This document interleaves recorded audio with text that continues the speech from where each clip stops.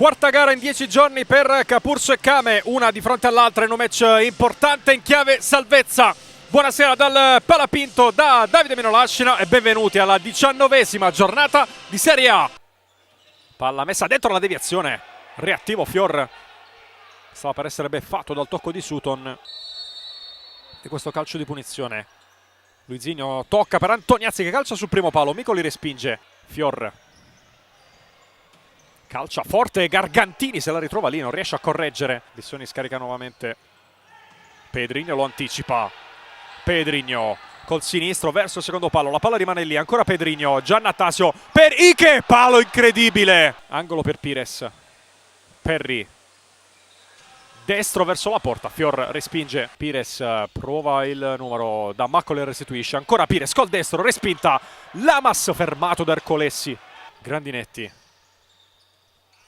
Lamas per vie centrali, trova il corridoio per andare da Dammacco, può anche calciare, va col sinistro e sfiora il vantaggio. Sutton ancora attaccato da Pires, riesce stavolta a evitare bene la pressione giocatore della Kame, Antoniazzi non riceve, Lamas può partire, Lamas punta alla porta con l'esterno, Fior alza la palla adesso a cercare il destro di Grandinetti e la palla che finisce in porta dopo una deviazione e 1-0 Capurso, il gol possiamo assegnarlo a Guido Grandinetti.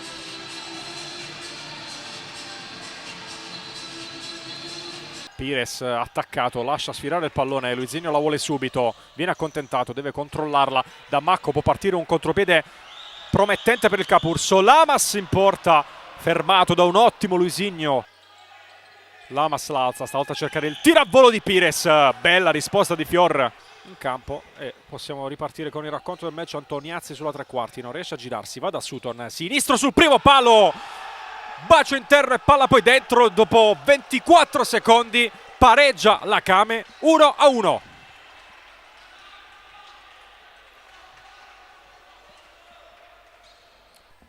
La squadra di Roccia, attenzione intanto a Micoli che si è sganciato tanto, buona palla di Lamas, ancora Micoli sterzata, può andare in porta, Micoli, Pires per Dammacco che deposita in porta il 2-1.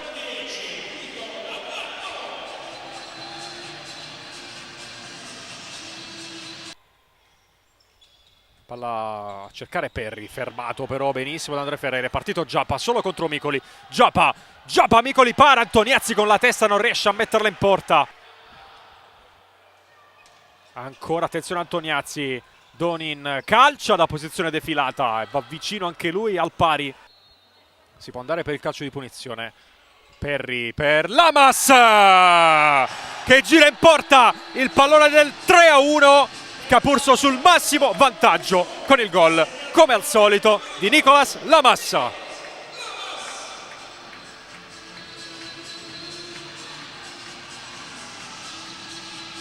Ultima deviazione di Grandinetti, 5,5 al termine. Attenzione a Giappa, dimenticato dalla difesa. Ancora Giappa, respinge Grandinetti e poi Pires allontana. Micoli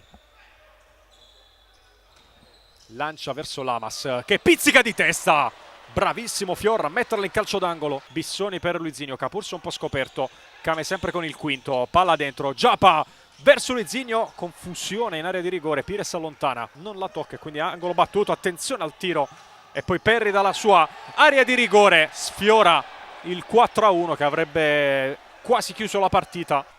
Sutton, Giappa la mette dentro, palla buona per Luizinho che però non calcia. Se la porta sul destro, rinuncia ancora al tiro, palla dentro per Giappa, fuori di poco, palla che sfila verso Giappa. Luizinho carica il sinistro, gran botta, l'ha toccata Micoli. Antoniazzi con la punta, Grandinetti calcia anche verso la porta e sfiora anche lui il 4-1. 1 minuto e 10 da giocare. Palla dentro per Giappa che da pochi passi spedisce sul fondo. Bissoni rimette il pallone in gioco, suona la sirena e 3-1 per il Capurso che porta a casa 3 punti preziosissimi.